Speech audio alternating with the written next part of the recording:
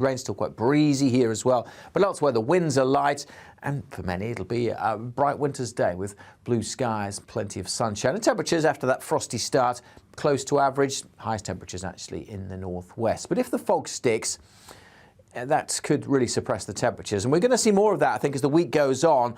Thicker, denser patches of fog which will take much of the day to clear. Join me, Gloria De Piero, Monday to Thursday at noon for The Briefing. We go to the parts of Parliament that you won't see elsewhere.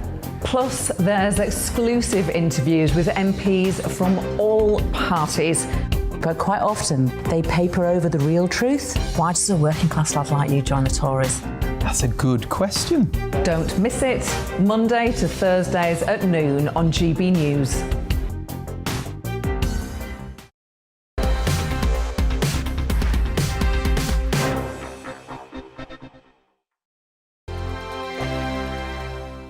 Hello there, I'm Eamon. And I'm Isabel. And you're watching the GB News digital stream across the United Kingdom. And around the world. If you're here in the UK, you can also watch us on your TV screen. GB News is Freeview channel 236. On Sky, we're channel 515. 626 on Virgin Media. Just remember, you might need to retune your TV to watch the channel. Yeah, and if you are doing that, find out more about tuning by going to gbnews.uk. Join my show Farage, 7 p.m. till 8 p.m. Monday through Thursday, and there you will get opinion, analysis, debate, and I'll cover stories that nobody else dares to touch. And then for the last 15 minutes, talking pints. We're over a drink. We have a civilised conversation with someone. We very often disagree, but we do it in a grown-up way. Come and join me on Farage.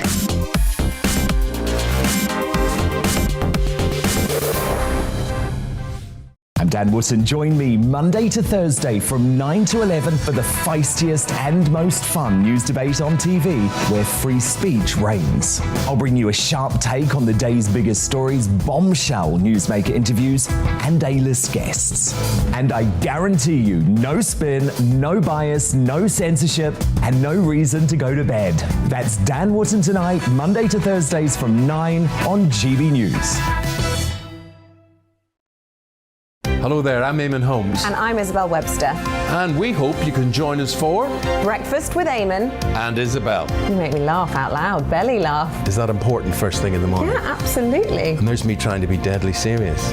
News is a serious business. Yeah, I have to rein you in sometimes. Well, it doesn't stop us laughing at it. It doesn't stop us having an opinion on what's going on. Yeah. And it certainly will not stop us reflecting what you think. Weekdays from 6 to 9:30 on GB News.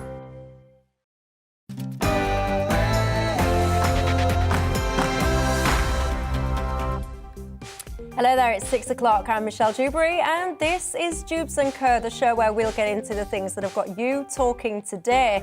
Now, you might be pleased to know that I'm going to have a night off discussing COVID. Don't get me wrong, there's been a lot going on when it comes to that subject. Whether tests should still be free, yes, they should. Whether isolation should be reduced to 5 days, yes, it should. And whether companies should be paying their unvaccinated members of staff less sick pay when isolating than their vaccinated counterparts. No, they should not. Also, Djokovic has won a victory over the Australian government re his visa, but who knows what the next twist will be in that story. And I dare say we'll be covering lots of that stuff this week. But for now, as I said, I'm going to have a night off. And instead, I want to talk to you about levelling up and start by asking, what does that mean to you? And can you imagine buying a home in good faith and then finding out it's covered in a flammable material and you have to foot the bill to remove it? That's what happened, of course, to many in the so-called cladding scandal, and today the government had a bit of good news for those homeowners and said it's the developers that are going to be footing the bills. And that's great, but what if they don't? Should they be taxed to cover it, or should the government be the pocket of last resort? And, oh, Jeremy Corbyn. Do you remember that? Ooh, I do. Well, he's now pondering setting up a new political left-wing party. How successful do you think he'd be if he did? All of that to come and more, but first, the latest news headlines.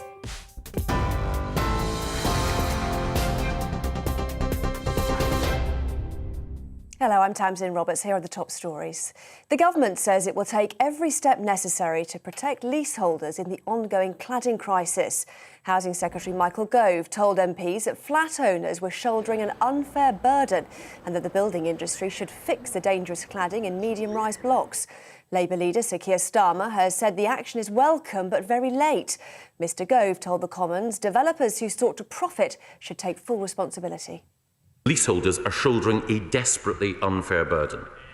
They're blameless, and it is morally wrong that they should be the ones asked to pay the price. I'm clear about who should pay the price for remedying failures.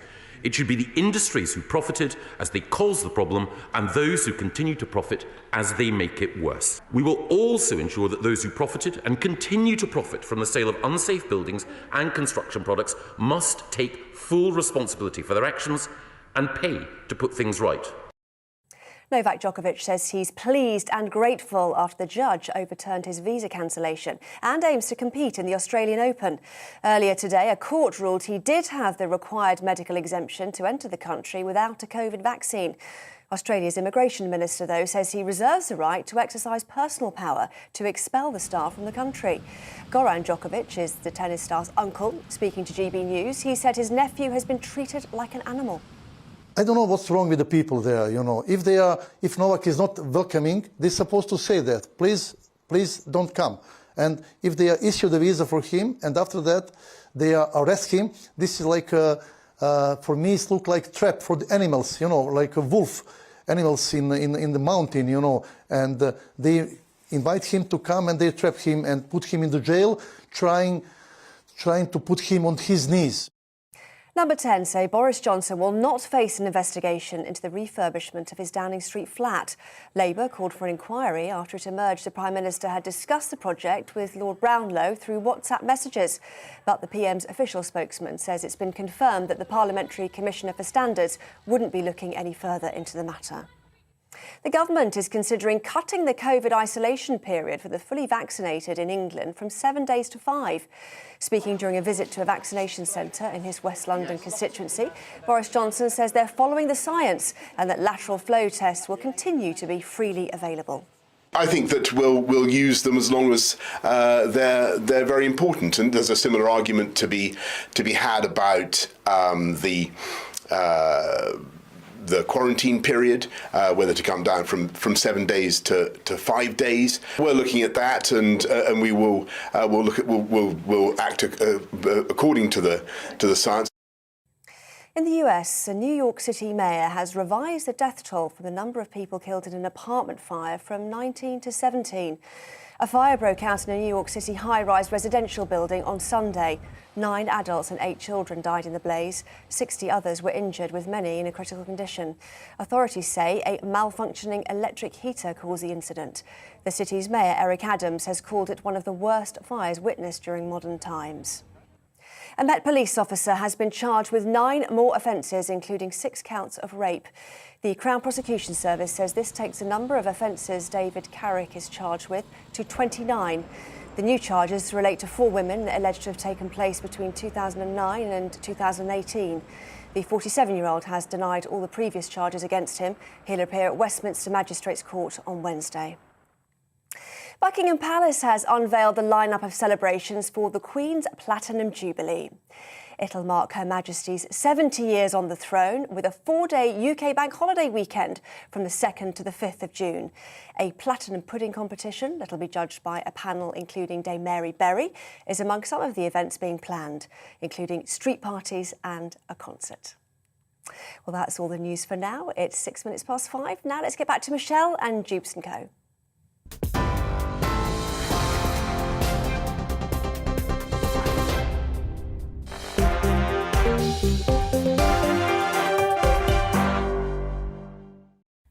Thanks for that. Well, keeping me company on my panel tonight until 7 o'clock. We've got Claire Pearsall, who's a former Conservative advisor, Jonathan Steele, who's an international affairs journalist, and Austin Williams, who's the director of the Future Cities Project.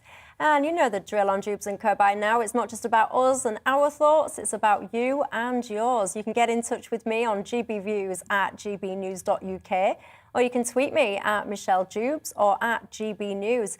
I want to know what is on your mind tonight. Carol has emailed in referencing this whole kind of conversation about companies that have decided to pay their unvaccinated members of staff less than their vaccinated members of staff when it comes to sick pay. Don't you worry, Carol.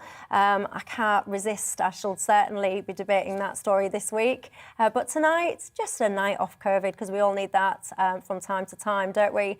Let's get into then our top story. Michael Gove, the Housing Secretary, says he's absolutely willing to use legal rules to make builders pay for the removal of unsafe cladding from lower height buildings. He's written to firms, giving them until March to agree a plan to protect leaseholders trapped in unsellable homes. So far, residents in low-rise blocks haven't been entitled to government support to remove the cladding. Instead, the government has only paid for the removal of dangerous cladding from taller buildings like Grenfell Tower in London that are more than 18 metres high. Speaking in the Commons early this afternoon, Mr Gove had this to say. He said quite interesting things, I'm assured of that. And I'm going to try and get a clip for you in just a second. But when it comes to the cladding of houses, can you imagine, if you will, you buy a property and, you know, for all intents and purposes, it's safe, that's the belief anyway, and then all of a sudden, actually it transpires that some of the cladding, some of the external materials used on the outside of the building may not actually be that safe after all. If you bought your property in good faith, then why should you have to foot the bill? But lots of these leaseholders have indeed been expected to foot these bills. And we're not talking small amounts of money. We've been talking tens and tens of thousands of pounds, not just for things like the removal of the claddings, but for things like basically like night watch patrols, where they've had people actually watching to make sure that these properties are safe. And then there's all of the things about the internals, fire doors and things like that. It has been an absolute living nightmare for many people that have been caught up in this. Claire Pearsall, it's been quite controversial, hasn't it? Some of the responses from the government, some people have said that the government hasn't actually been fast enough to act. Do you think they've got it right now? Do you think that Michael Gove, what he was basically saying in Parliament today, is that he's going to try and push this pressure back to the builders, which is fine, but some of these builders don't even exist anymore. Those companies are not even there. Yeah, and I think that's the problem. This is definitely a move in the right direction in comparison to the plan that was put forward by the previous Housing Minister, Robert Jenrick, last year. So, yes, there is a long way to go, but I do think that at the moment, to make developers responsible for the cladding issues is absolutely the right way forward. What needs to be shown is where this money is coming from. There is no new government money coming forward, so it won't compensate people for waking watches, as you just mentioned, which, you know, they have spent tens of thousands of pounds, these leaseholders, and had night watches going on around the clock. But it also will not look at internal non-cladding issues such as fire breaks and defective insulation. Now, those things do need to be looked at when you're looking at a block of flats. If that fire gets in at any point, it's going to just race through the internal structure of the building without those things being rectified. Indeed. Austin? Well, yeah, obviously it's very welcome that the one party which has not been responsible for this problem is now maybe not going to have to pay for it. So that's good. But I think that there's two things. One is that there's been a Grenfell inquiry now for 5 years plus, and it hasn't come up with the result yet. And yet Gove is now saying that the developers have to pay. It's been an inquiry to work out whether developers are responsible, because there's the architects, there's the manufacturers, there's the suppliers. Why is it the developers? And you find out that a lot of the main contractors have been putting money aside ready for this situation as an insurance policy, thereby not building new social housing, which is what they had planned on their books. So there's these terrible unintended consequences which have occurred. And the second thing, I think, is that the fire risk of Grenfell happening prior to or post is very, very low, right? It was a terrible, terrible accident, if truth be told. And I think that there's a paranoia which has come out of this story, which, you know, resulted in the first couple of months of stripping off cladding from all buildings of a similar nature, resulting in even more worry that they were now left unprotected and uninsulated. So there's a runaway paranoia about this problem, which I don't think is borne out by the statistics on fire deaths. I mean, there's 2 people every year die in high-rise buildings in fires, apart from Grenfell, which was But if you live in one of those buildings, I mean, we say it's paranoia, and that's, I assume that none of us live in a tower block, and I imagine that we can sit here and say that might be paranoia, but if you live in a tower block and that you've seen what's happened in, say, Grenfell, I'm not sure that I would feel. No, of course, but I have lived in a tower right? block, and I think we have to talk it down, is what I'm trying to say. We have to kind of calm this conversation, because ultimately, which building is now going to be safe? Because the way it's looking, now it's going to be 11 metres, then below that, every building has some kind of cladding on it, poorly laid insulation within the cavities. The whole thing could become, run rampant across the entire construction industry. So we need to calm this conversation, I think. Indeed. Well, I've been assured that we now have this Michael Gove clip from the Commons earlier on. Let's have a listen. Leaseholders are shouldering a desperately unfair burden. They're blameless, and it is morally wrong that they should be the ones asked to pay the price. I'm clear about who should pay the price for remedying failures. It should be the industries who profited as they caused the problem, and those who continue to profit as they make it worse. We will also ensure that those who profited and continue to profit from the sale of unsafe buildings and construction products must take full responsibility for their actions and pay to put things right. Yeah, indeed, Jonathan Steele. I mean, it's all well and good, as I was mentioning earlier, saying that the building company should take responsibility for their actions and pay to put it right. And that's great if those building companies are there. I think Michael Gove has given these companies until about March this year to come up with some form of plan. But what about those building companies that are no longer with us? What happens in those cases to those people that have had these properties or have these properties, and the building companies are not there to get this recourse from? Well, before I answer that, let me say I do actually live in a tower block. Oh, do you? I live on the 10th floor of a tower in the Barbican, which is made of very hard concrete. I think it must be fireproof, because you can hardly put a picture hook into a wall without breaking your hammer. But anyway, coming back to your question, ask you, before you answer that question, then, let me ask you the point that we were just making a second ago with Austin. Do you feel safe? Has this made you paranoid in any way, rightly or wrongly? It did make me wonder whether we had cladding, but I can see from the building that it certainly doesn't have it. It might be more attractive if it did. The Barbican is not the most attractive building. It's sort of brutal, brutalist architecture of the 1960s, 70s. But anyway, coming back to your question, I mean, you're quite right. A lot of these developing companies have gone out of business. So how is that going to be dealt with? I think one of the big issues that we haven't yet touched on is the timing of when are people going to get the money? This is going to take a long time to put into legislation. It'll probably be challenged with judicial review. The developers will say it's not fair, particularly developers who weren't around when these buildings were put up. And in the meantime, people have had these bills to pay for the night watch patrols that we've talked about already.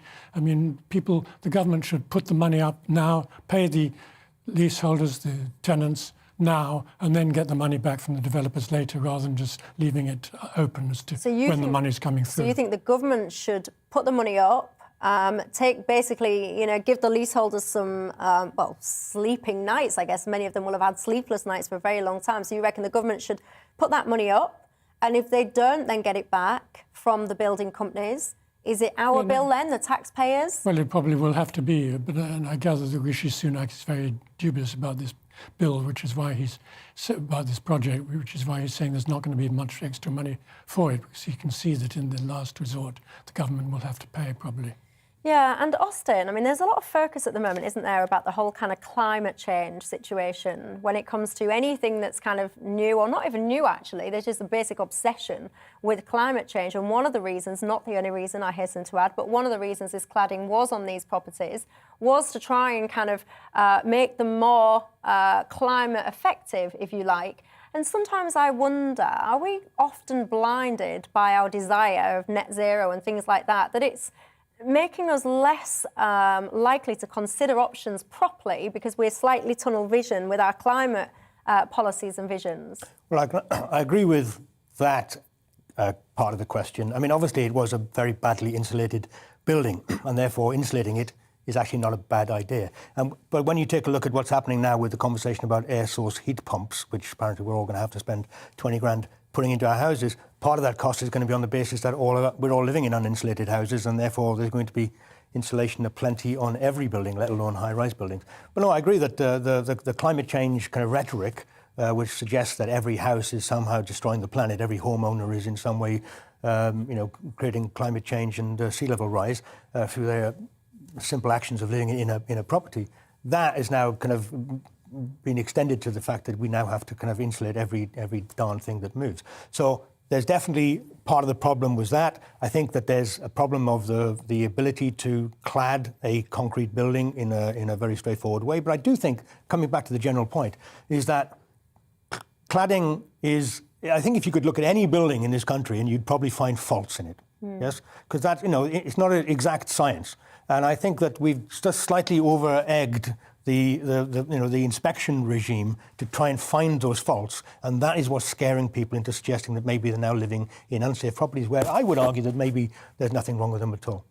Claire, oh, sorry. Yeah, no, I was just going to come back on that point. And yes, there may be some paranoia around it, but you've also seen that these buildings have now become uninsurable. Absolutely. And unsaleable. Yeah. So the people, the leaseholders that purchased the property in good faith, paid up their hard-earned cash, are now completely out of pocket and cannot move that property on and cannot insure it. So whatever happens, I don't think it's just paranoia. No, I think there is yeah. some actual validity to No, I also what's think there's a legitimate paranoia, right? I mean, there are people who are living in reasonably safe houses, or flats, saying, "Oh my goodness, what if my flat is now a problem? I really need to have a new inspection to prove that it's okay." By doing that, the insurance companies are going to start flagging up, their premiums and goodness knows what. So it's a never-ending process if we allow it to happen like that. That's all I'm saying. I think we just need to rein back a little bit of the rhetoric.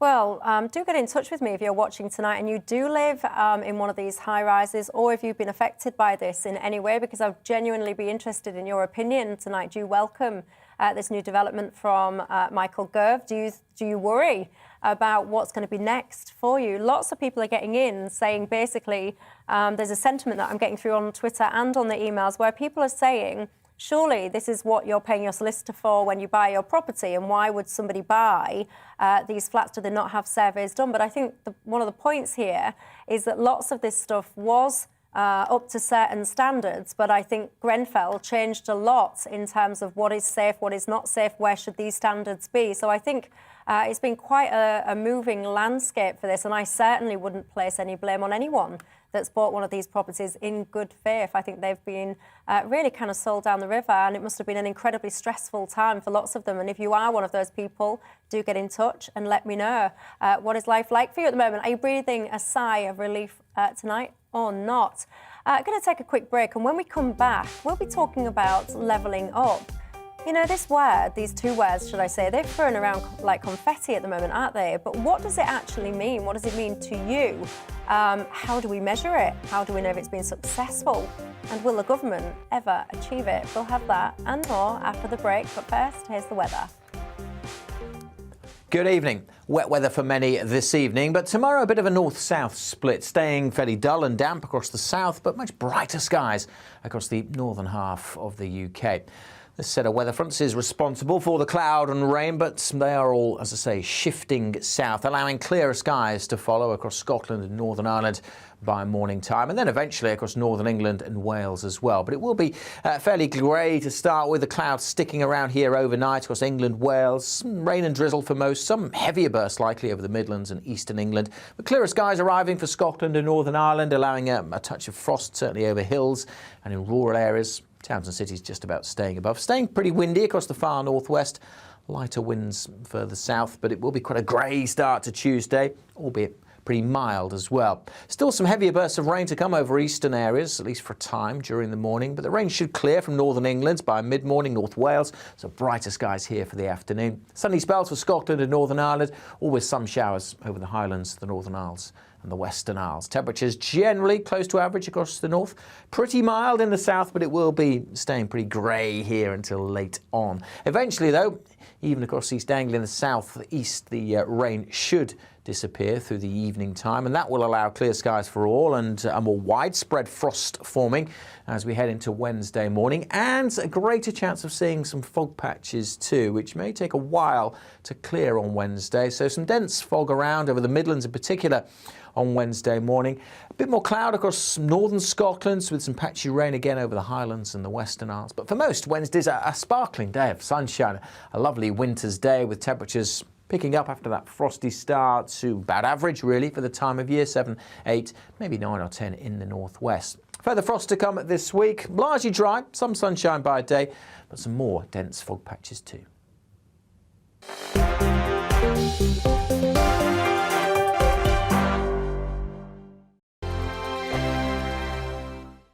Hello there, I'm Eamon. And I'm Isabel. And you're watching the GB News digital stream across the United Kingdom. And around the world. If you're here in the UK, you can also watch us on your TV screen. GB News is Freeview channel 236. On Sky, we're channel 515. 626 on Virgin Media. Just remember, you might need to retune your TV to watch the channel. Yeah, and if you are doing that, find out more about retuning by going to gbnews.uk. Join my show Farage, 7 p.m. till 8 p.m. Monday through Thursday, and there you will get opinion, analysis, debate, and I'll cover stories that nobody else dares to touch. And then for the last 15 minutes, talking pints. We're over a drink. We have a civilized conversation with someone. We very often disagree, but we do it in a grown-up way. Come and join me on Farage.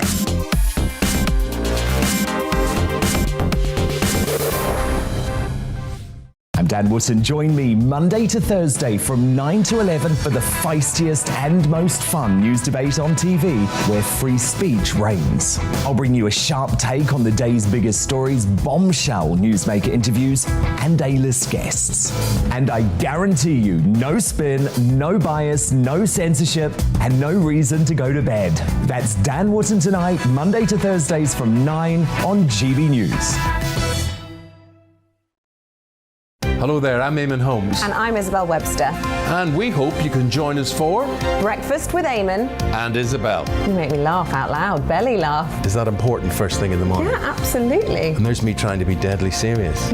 News is a serious business. Yeah, I have to rein you in sometimes. Well, it doesn't stop us laughing at it. It doesn't stop us having an opinion on what's going on. Yeah. And it certainly will not stop us reflecting what you think. Weekdays from 6 to 9:30 on GB News.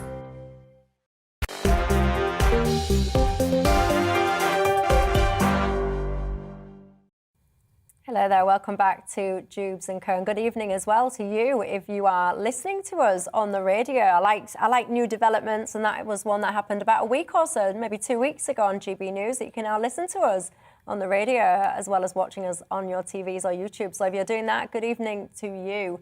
Now, levelling up, you know, if I had £1 for every time I'd hear that kind of phrase, I'd be very wealthy, because it gets bandied around often, doesn't it? It is a very trendy kind of phrase. But what does it actually mean? What does it mean to you? I suspect if you lined up 10 different people and asked them what that means, I suspect you'd probably get about 10 different answers.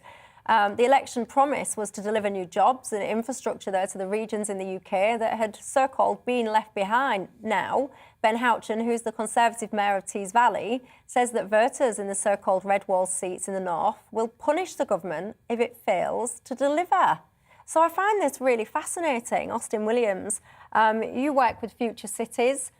Levelling up must be a key component of a future city. But what does it actually mean to you, that phrase? Absolutely nothing. That's a good start. Really? Well, you know, as you say, it's a buzzword, and you say if you had a penny for every time it's used, maybe that's the way we get to level up our salaries, by saying it all the time. But no, I mean, the intention is quite nice, isn't it? The idea that there's always been this kind of north-south divide conversation within the UK, not least of all Scotland versus London, but Newcastle, etc. And the idea that maybe instead of kind of having people moving to London in order to make it, you could stay back in Newcastle or Liverpool or Manchester, wherever it might be.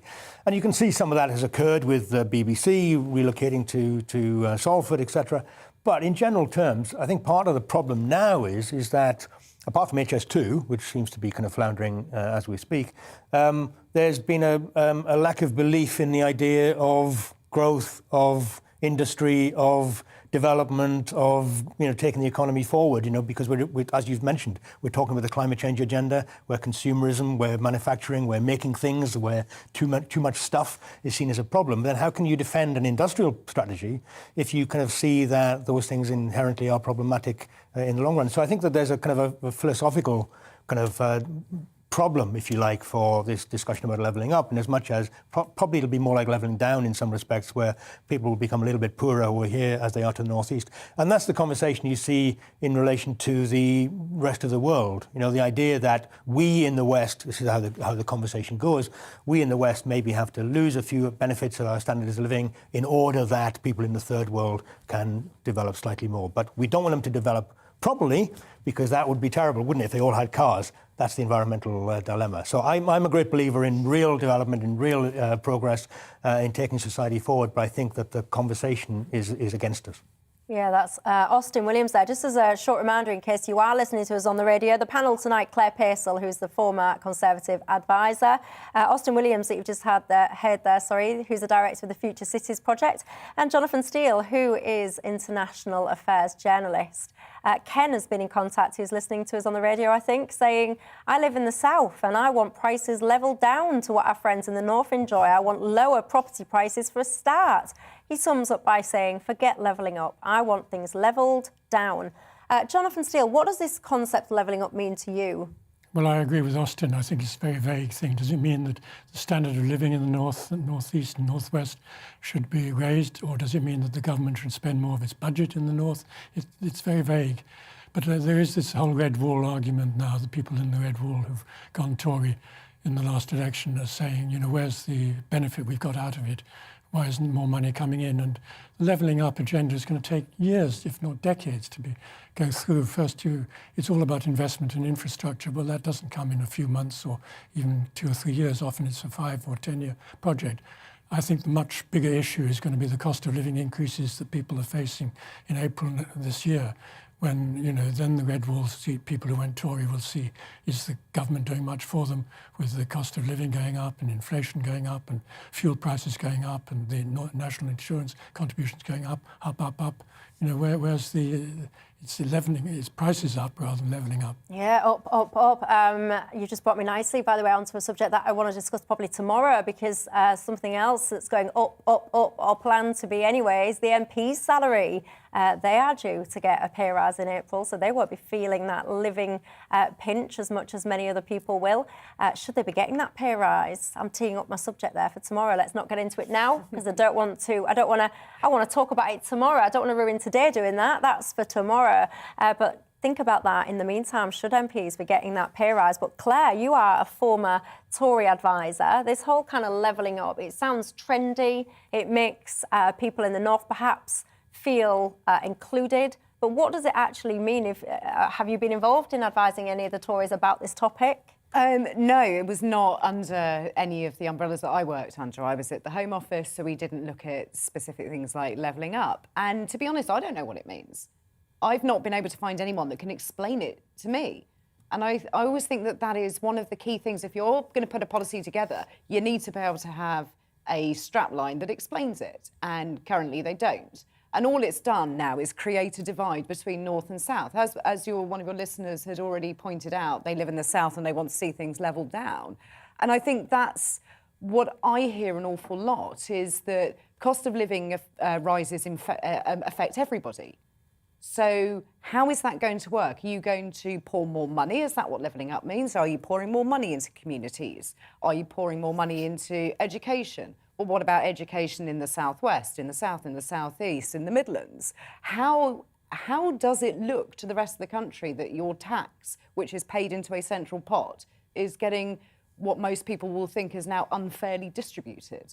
Phil has been in touch saying levelling up to me means either chopping tall people's legs off or giving platforms or stilts to shorter people. He says he'll let us decide the best option.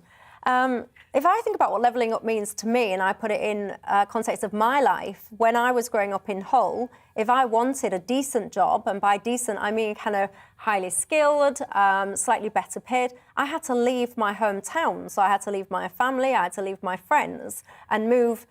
Initially it was to the Midlands and then it was down south for that work. So if someone was to push me and say, what would levelling up mean? To me, I would base it on employment opportunities, I guess, and say that what I would like to see is high-skilled, reasonably paid work right up and down the country. I would like people not to have to leave their home to go elsewhere to find work. One of the challenges is it can't just be about salary, because the cost of living up, if I think about a house, let's just say £1 million, let's just pick that figure. £1 million, say, in Hull would buy you not far off a mansion. You would literally live like a king and queen. £1 million in London would often buy you a flat. and even then, some flats, they'd be costing much upwards of £1 million. So it can't just be about the salary, because you don't need the same salary to buy a house that's 200 grand versus a flat that's £1 million. So it can't just be about that. It must be about opportunity. And then to your point about public spending, if the cost of living is lower up north, then do you need to spend the same public? Do you get what I mean? Yeah, no, I do. And I think that's a really valid point, is that the cost of living is different. And that's not suggesting that anything is wrong with that. What is different in Hull, in Sheffield, as to Kent and to Southampton, Portsmouth kind of areas, they are fundamentally different. You look at housing costs, you look at insurance costs and car ownership and all of the things in your daily budgets that you look at. And in the north, it is going to be cheaper. And I know that is a broad brush approximation to make, but it is. And this is where public spending, you can't just say we are going to pour more money in an unspecific way into certain areas, because what about the outskirts of those areas? If you take Hull, for example, what about the other areas surrounding it? Are they not going to get any? Are they going to get a different amount? It just seems a little bit scattergun. And Red Wall covers such a big area of the country. And I think that we need to step away from talking about Red Wall seats and what that means and look at the country as a whole. Yeah, I do. I think we get so stuck that we must treat these people differently. Well, there is a patronising element to this, which is that given the fact that they won 50-odd Red Wall seats, they feel the Tories, not usually inclined to be talking to the people who gave them their vote or lent them their vote, are now patronising them with some money and some ideas of promise of maybe giving them a couple of green jobs around the corner. But I do think that if you're going to have a meaningful idea about levelling up, which we all know that doesn't mean anything, then, you have to have an industrial strategy, or you have to have some manufacturing policy or something like that. But it doesn't seem to be that there's any great vision in this government whatsoever. It seems to be very pragmatic, very opportunistic, and just kind of going from day to day, which is why it comes up with two-word slogans with no substance behind them.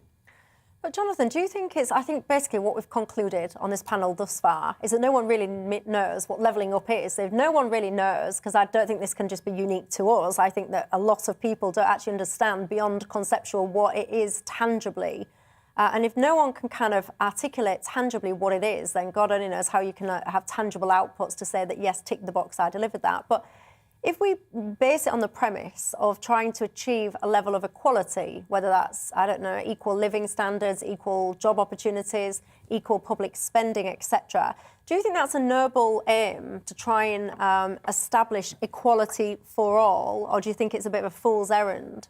No, I think it's wonderful to try and get more equality in the country. This is a very divided country economically. It's not just north versus south, it's the class system. I mean, the top salaries of directors and CEOs of big enterprises compared to their workers, sometimes 100 to 1 in ratio of terms. So it's not geographical or regional, it's a class issue very often, and I think we should be much more focused on that. The class issue, is that a thing, guys? A class issue still? Oh, without a shadow of a doubt. I mean, I think, it's a very, very important point you raise, and it's shameful that I'd never thought of it. But it's also a Brexit issue. There's a whole series of conversations going around here. But class and under capitalism, class will always be an iniquitous thing, isn't it? That one class will be exploited by another class. No offence to Michelle's business history, but there will be a sense that one class is dominant over another one. So I don't know whether you can legally get rid of that, or just by levelling up or introducing some new money into the system, you can get rid of that. I think that has to be done by actually encouraging people, giving people a certain sense of what is possible, giving them a certain sense of aspiration. That will then allow people to do it for themselves. Because in some ways I disagree with you, Michelle, that I like the idea of people not staying where they were born. I like the idea of people moving from Hull. So do I, if it's a choice. Yeah, absolutely. But if it's a situation where it's not really choice, because left to my own devices, I would love nothing more than to have stayed at home. Home to me is Hull, to have stayed at home and to return full-time to home. Well, you don't hear that sentence very often. The economic opportunities and the career opportunities, sadly for me, they don't exist in my hometown. So then you're put to a choice. So I have no problem with anyone fleeing the nest, spreading their wings, if they're doing it because they want to, as opposed to because I have to, because the opportunity is not at home. Yeah, no, and I agree with that. And I think it's a real shame for towns to lose the heart of what they were. And I don't expect everybody to live in the same street necessarily, but it's certainly in the area. And I do think it gives you a sense of belonging, and that's what communities are. But I also think that life is going to change when we come out of the pandemic, because opportunities are different these days. We don't all have to be in an office from 9 to 5 working away, when, you know, flexible working is a thing now. So I think a lot of companies are going to look at what they can achieve in their staffing quotas. And it doesn't matter if you're in Newcastle and your company is in Hampshire. It shouldn't matter because of that sort of joined up nature of flexible working that we've all come to know and love over the last 18 months, 2 years. I think that's the case if you're the architect designing the cladding for those buildings, but if you're the builder, you don't have the luxury of staying at home. It doesn't work in all sectors, but certainly for a lot it will. And I think that, you know, we have come such a long way with online working and being able to deal with people in other countries, people in other counties, that we never did before. We were so tied to, you must go to an office. And I think that's what you're saying about sort of the opportunities that weren't available to you at the time may well in the next 5 years be available to because people of remote working. Absolutely. Is what you're suggesting. Yeah. You guys are getting in touch. Lots of you are saying that levelling up to you means the amount of public spending being equal between the north and the south. I guess the thing that I'd push back to that is if things cost more in the south versus the north, then why would you need an equal level of spending per head? You need a comparative level of equality, but I don't know whether or not that would translate in real pounds in terms of the difference of living. Some of you are saying levelling up to you means about investment in the transport, so equal investments up north and the transport system versus down south. Aidan has been in contact, Aidan in Peterborough says, what about food banks? Is that a sign of levelling up? How many are in which different places? Luke says, levelling up to me means massive investment into nuclear plants, massive investment into defence projects in the north, and massive investment into renewable energies such as solar power, wind turbines and wave generators, etc. So far, he goes on to say that he sees little of the above to prove that they are levelling up. See, this is the interesting thing. Someone, you don't give your name, you say, ask the panel if they'd be happy to give up their London waiting and vastly subsidised transport. But the problem with that is, as we've just been explaining, the cost of living in London. I'll use a flippant example, a glass of wine, of which I am partial to quite frequently, if I'm honest. If I bought a glass of wine in a pub in London and then I went to a local pub up in Hull and I bought, say, that same glass of wine or a similar glass of wine, the price would be completely different. You know, anything, fish and chips, anything that I think of, if I was to buy something, dry cleaning, shoes rehealing, all the silly little things that we perhaps often don't think about the differences, but all those things are completely different. If you are in London and have to travel up north, save up your dry cleaning and take it up north, and you'll see exactly what I mean. I think the question referred to the fact that if you are working in London but working remotely, living in Hull, in a London-based practice, and you're getting London waiting while living outside London, would you take a pay cut to go back to Hull? Well, I think if I was an organisation that was changing from an office-based policy to a remote working policy, and I had London waiting because of the fact that I had a London HQ, as a business owner, I would probably reassess that waiting, and I wouldn't leave it to the person, to the staff member to decide, do I want it or not? I would probably make a policy decision that actually I'm doing a proportionate reduction in that London waiting. Maybe I should be running the country, quite frankly, Austin. Maybe you've hit on something there. Anyway, do keep your thoughts coming in. Who's this? Elizabeth says that levelling up to me means Freeport's fracking, improved local railways and buses and tax cuts. There you go. Do keep your thoughts coming in. This is an interesting one as well. Charles says, we seem to forget that the North, Scotland and Wales, have already benefited from billions of pounds in government spending, as well as hundreds of thousands of government jobs being moved into the provinces. Someone else has got in touch. I've forgotten your name. I've lost your email now, saying, why don't we relocate Parliament to the Midlands? That might help with some levelling up. There you go. That's a suggestion, and a good tangible one at that. Going to take a quick break.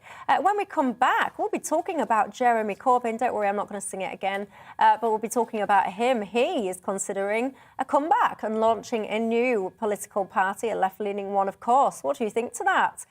Do you think it'll happen? If it did, do you think it would work? And do you think it's something that's desperately needed? We'll have that and more after the break. Coming up on Dan Wootton Tonight, one of the victims of Twitter's war on free speech, virologist Dr. Robert Malone, who was censored over his controversial vaccine views, sits down for an in-depth chat with me. Also joining me, social media sensation and free speech champion Maya Tusi, GB News host Neil Oliver, and the positive professor Carol Sikora. And I break down the day's top headlines with my superstar panel, the Daily Express columnist Carol Malone, social commentator Esther Kraku, and senior reporter at the newspaper Benjamin Butterworth. That's Dan Wootton Tonight, Monday to Thursday from 9 p.m. till 11 p.m. on GB News.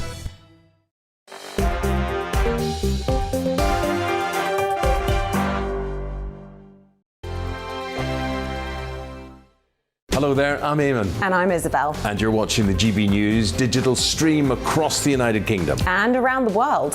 If you're here in the UK, you can also watch us on your TV screen. GB News is Freeview Channel 236. On Sky, we're Channel 515. 626 on Virgin Media. Just remember, you might need to retune your TV to watch the channel. Yeah, and if you are doing that, find out more about retuning by going to gbnews.uk.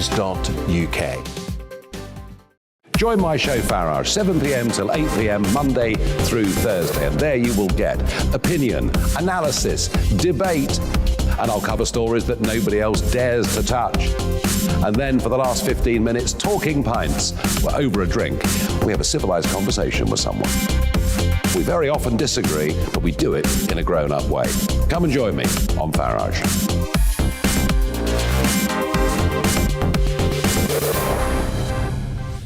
I'm Dan Wootton. Join me Monday to Thursday from 9 to 11 for the feistiest and most fun news debate on TV, where free speech reigns. I'll bring you a sharp take on the day's biggest stories, bombshell newsmaker interviews, and A-list guests. And I guarantee you, no spin, no bias, no censorship, and no reason to go to bed. That's Dan Wootton Tonight, Monday to Thursdays from 9 on GB News. Hello there, I'm Eamon Holmes. And I'm Isabel Webster. And we hope you can join us for Breakfast with Eamon and Isabel. You make me laugh out loud, belly laugh. Is that important first thing in the morning? Yeah, absolutely. And there's me trying to be deadly serious. News is a serious business. Yeah, I have to rein you in sometimes. Well, it doesn't stop us laughing at it. It doesn't stop us having an opinion on what's going on. Yeah. And it certainly will not stop us reflecting what you think. Weekdays from 6 to 9:30 on GB News.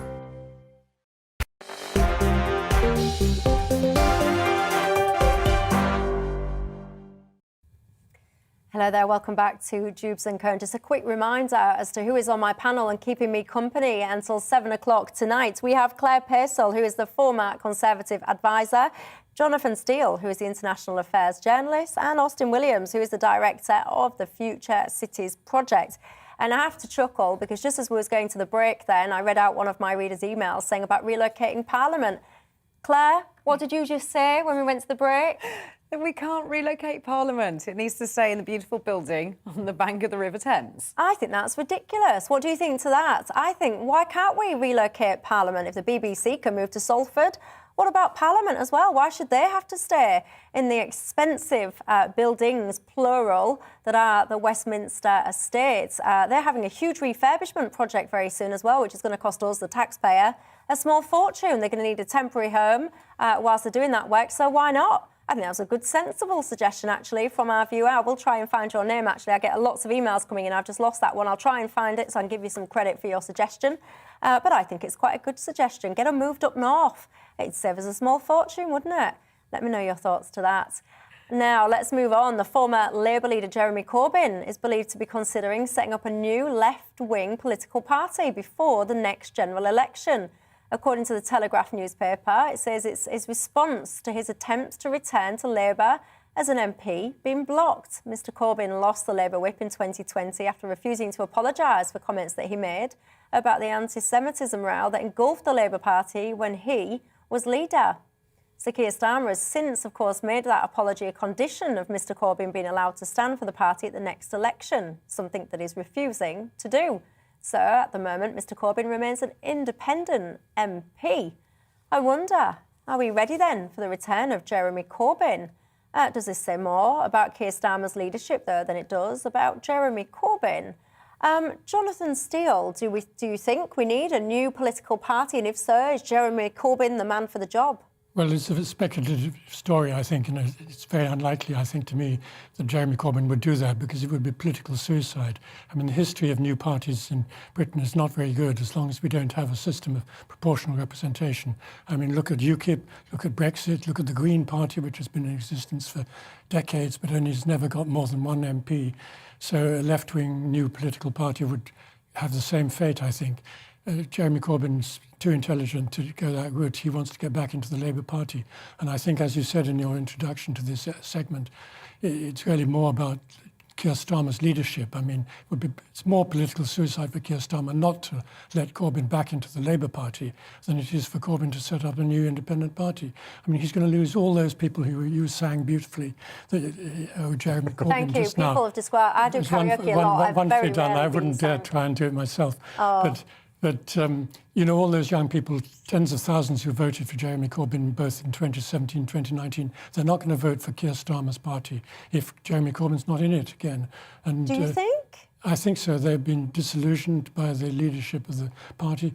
After all, Keir Starmer came in on a mandate of unity. He was going to unify the party. In fact, he's done more to split the party than many previous Labour leaders in the last generation or two. I mean, this apology he's demanding is ridiculous, really. The comment that Jeremy Corbyn made was a legitimate political view which you can agree with or disagree with. You shouldn't have to apologise for saying something that the leader doesn't agree with. He wasn't challenging party policy or campaigning against the leader. He just simply made a comment which he's perfectly entitled to do. But if that comment then made offence to people, do you think he should apologise even if it's just for any offence caused or not? Hundreds of political parties make statements which offend. I'm sure we've made some tonight that offend your viewers. No, heaven forbid. And so it's ridiculous to expect, just because some people are offended. If it's hate speech, that's another thing, but just to be offended by a political point of view that somebody expresses is ridiculous. Claire Pearsall, the point that Jonathan is articulating there is quite right in one sense, in the fact that there is an awful lot of people who, I've got to be honest, and talk about offending people, I thought it was a bit weird. It became like a cult, this whole kind of Jeremy Corbyn thing, but nonetheless, people genuinely got behind him, bought into his idea of politics, things like renationalisation, all those kind of policies, which, given the few years that we've had, by the way, and given the fact that living standards very, very much are going to rise for a lot of people, they're going to be hurt by these rise in living costs. Corbynism might be attractive to a lot more people. This is really difficult because it didn't translate into general election wins. So yes, there was a popularity of Jeremy Corbyn as a person and as a politician, but it didn't spread around the whole country as, you know, the mania that they predicted. And I do think that Jonathan misses the point. It wasn't just one comment. Jeremy Corbyn did preside over some of the worst anti-Semitism rows in a political party that I think we've ever seen. So it wasn't just one comment that did for him. It was a number, and he does need to make an apology. He really does. I don't think you can get round that. And he needs to do that in order to get back into the Labour Party. Now, do I think that any new party that he sets up would be as successful? I'm afraid I don't. And I do think it is a huge risk for a man in his early to mid-70s to take now, and I think that electorally it will be a disaster for him.